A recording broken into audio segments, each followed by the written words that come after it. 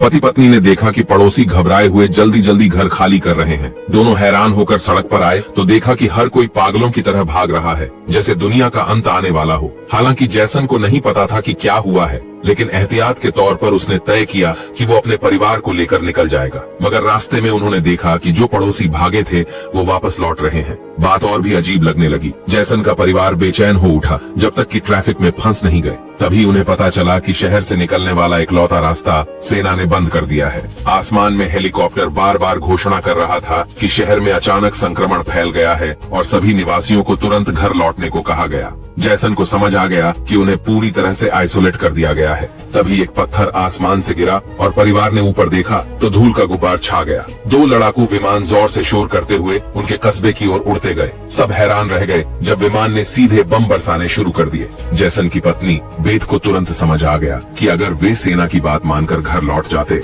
तो अंजाम बहुत भयानक होता। तभी विमान मुड़कर सड़क पर चल रहे लोगों की ओर आने लगे। सबको अब समझ आया कि सेना सबको मारना चाहती है। बेथ ने पहाड़ी पर स्कूल देखा और तुरंत परिवार को लेकर चढ़ाई शुरू की। पीछे से विमान दूसरी बार बमबारी शुरू कर चुके थे। अच्छा हुआ कि वे तेज थे और धमाके की लहर से बच निकले। लड़खड़ाते हुए वे स्कूल पहुंचे और जोर से बंकर का दरवाजा पीटा। दूर से विमान की आवाज और तेज होती गई। जैसे ही बंकर का दरवाजा बंद हुआ, ऊपर जोरदार धमाका हुआ। आखिर ऐसा कौन सा वायरस था कि सेना को इतना बड़ा कदम उठाना पड़ा? जैसन का परिवार कुछ भी समझ नहीं पाया और उन्होंने फिलहाल बंकर में ठिकाना बना लिया।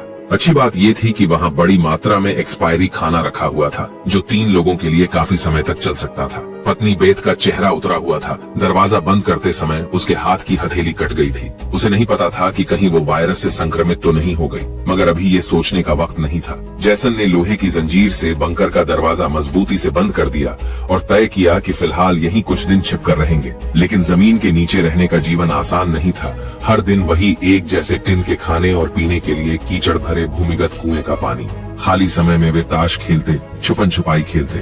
दुनिया से पूरी तरह कटे हुए इस जीवन ने जैसन के परिवार को मानो किसी दुनिया के अंत का एहसास दिलाया। सबसे पहले बेटी ने यह जीवन बर्दाश्त नहीं किया। उसने पूछा, पापा हम यहाँ कब तक रहेंगे? जैसन के पास कोई जवाब नहीं था। उसने बस यही कहा, जब बाहर वायरस चला जाएगा और जीवन फिर से पनपेगा, तभी हम फिर से बाहर जाएंगे। उन्हें नहीं पता था कि ये इंतजार 300 दिनों तक खींच जाएगा। बेटी बार बार माँ के बनाए परावर्तक शीशे से वेंटिलेशन डक्ट से बाहर झांकती, लेकिन हर बार वही बमबारी से जली हुई राख जैसी दुनिया दिखती। कहीं भी जिंदगी के कोई निशान नहीं।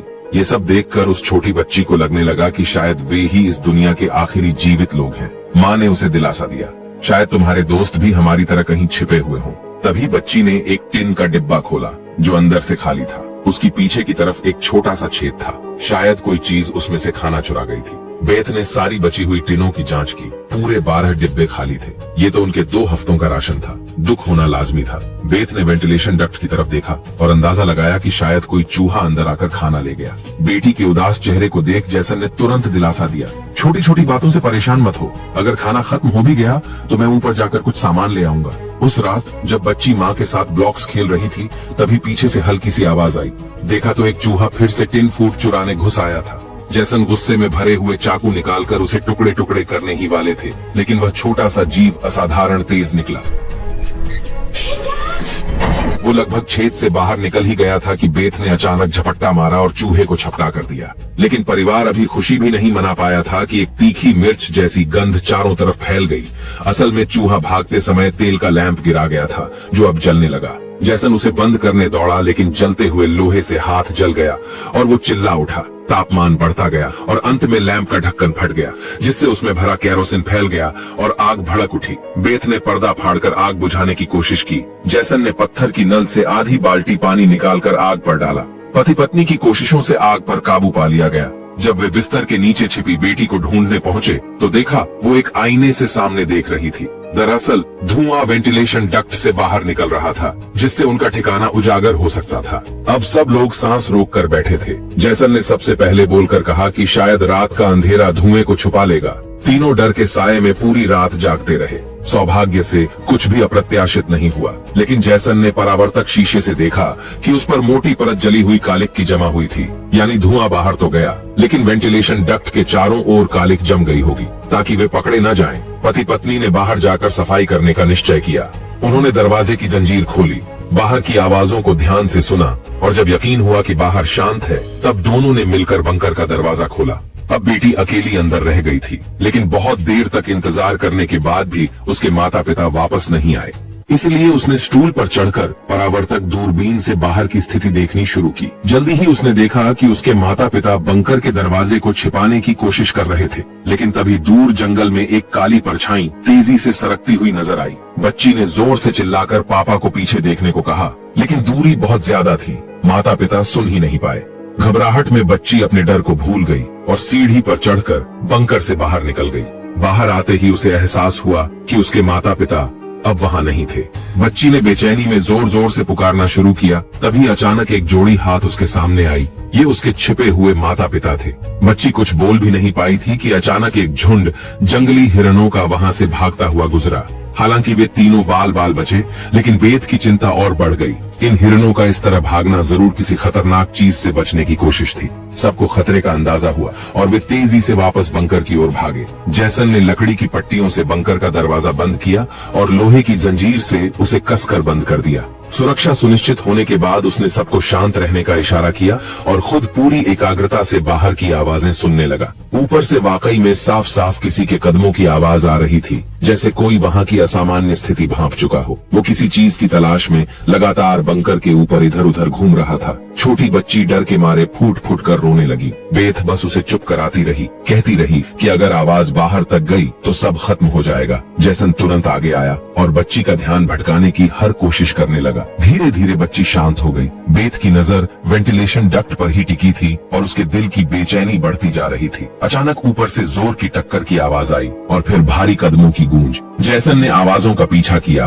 और अंत में वो कदम उनके बंकर के ठीक ऊपर रुक गए। उसके माथे पर पसीना छलक आया। जिसे वे डर रहे थे वो आखिरकार आ ही गया। कोई बंकर के लोहे के ढक्कन को जोर से धकेल रहा था और जंजीरों से बंद होने के बावजूद खतरा साफ महसूस हो रहा था। लेकिन ऊपर मौजूद वो प्राणी जैसे पक्का कर चुका था कि अंदर कोई है। लगातार कई जोरदार झटकों से बंकर के दरवाजे की लोहे की चेन को थामे खंभे टूटने लगे। दरवाजा अब ज्यादा देर टिक नहीं पाएगा। बेथ ने हिम्मत दिखाई, सीढ़ी पर चढ़ी और अपने शरीर का वजन इस्तेमाल करते हुए चेन को खींचकर दरवाजा बंद रखने की कोशिश करने लगी। लेकिन फिर भी लोहे का ढक्कन धीरे धीरे खुलने लगा। तभी एक जोड़ी हरी चमकती आंखें अंदर झांकने लगी। छोटी बच्ची डर के मारे चीख पड़ी। ठीक उसी वक्त जैसन ने एक लोहे की पाइप को जबरदस्ती तोड़ा और उसे दरवाजे के किनारे में पूरी ताकत से घुसेड़ दिया। ऊपर से आ रहा दबाव अचानक गायब हो गया। पति पत्नी ने मिलकर फिर से बंकर को बंद कर दिया। भले ही बाहर की कदमों की आवाजें अब दूर जा चुकी थीं, लेकिन जैसन का शरीर अब भी बुरी तरह कांप रहा था। वो कभी सोच भी नहीं सकता था कि बाहर की दुनिया में न सिर्फ बेरहम सैनिक थे,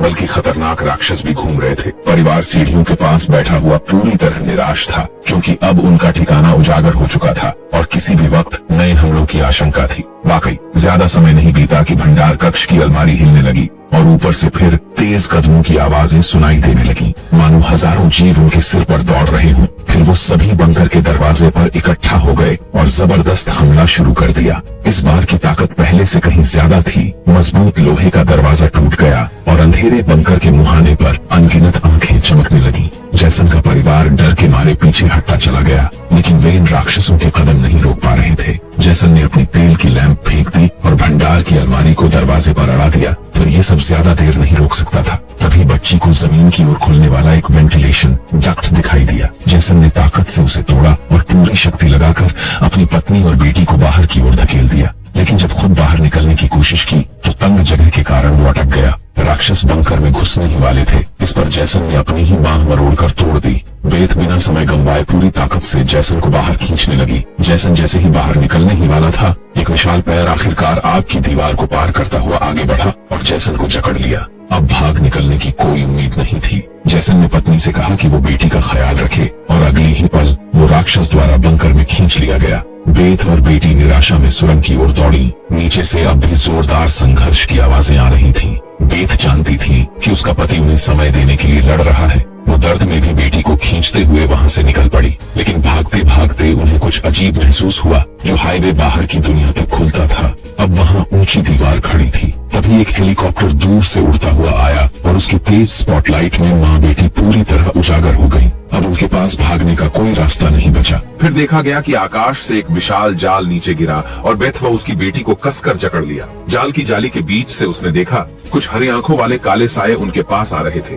इसी वक्त बेथ को एहसास हुआ ये सो वह क्वाइम असल में तो सुरक्षा सूट पहने सैनिक थे, लेकिन अब माँ बेटी दोनों उनकी मर्जी के हवाले थी। उनमें से एक सैनिक ने एक बड़ी सी इंजेक्शन निकाली और दोनों के गले में बारी बारी से चुभा दी। जैसे ही काली रक्त की बूंदें निकलने लगी, सैनिक ने ऐलान किया कि दोनों संक्रमित हैं। उसके आदेश पर सभी सैनिकों ने अपने हथियार ताने और माँ बेटी को वहीं मार डालने की तैयारी करने लगे। असल में जब वायरस पहली बार फैला था तभी इस छोटे से कस्बे के कई निवासी इसकी चपेट में आ चुके थे। ये वायरस हवा से फैलता था और इसका संक्रमण बेहद तेजी से होता था। संक्रमित लोग खुद भी नहीं जानते थे कि वो बीमार हैं। सेना के पास वायरस को रोकने का एकमात्र तरीका था बेरहमी से संक्रमितों को खत्म कर देना। जब बेथ ने देखा कि ये सैनिक उसकी छोटी बेटी को भी नहीं छोड़ने वाले तो वो पूरी तरह गुस्से में आ गई। उसके चेहरे पर काले निशान उभरने लगे, लेकिन इससे पहले कि वो कुछ कर पाती, एक सैनिक की गर्दन से खून का फव्वारा फूट पड़ा।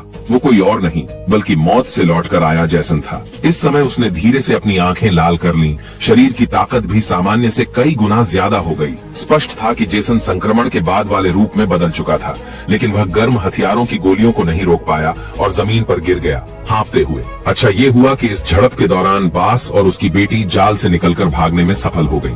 सैनिक इधर उधर बिखरकर उन्हें ढूंढने लगे, लेकिन उन्हें यह अंदाजा नहीं था कि अब बास भी एक राक्षसी रूप में बदल चुकी थी। उसने कुछ सैनिकों को तुरंत मार गिराया, पर फिर खुद भी गोली लगने से कार की छत पर गिर पड़ी। अंधेरे में छुपी उसकी बेटी ने ये सब देख लिया। अपने माता पिता की हालत देखकर वह भी गुस्से में आकर रूपांतरित हो गई। एक छलांग में उसने एक सैनिक को गिरा दिया और उसे मारने ही वाली थी कि बास ने समय रहते उसे रोक दिया। वह नहीं चाहती थी कि उसकी बेटी भी एक दरिंदा बन जाए। उसने उसकी भावनाओं को शांत किया। धीरे धीरे लड़की की नसों की हरियाली गायब हो गई और वह फिर से इंसान में बदल गई।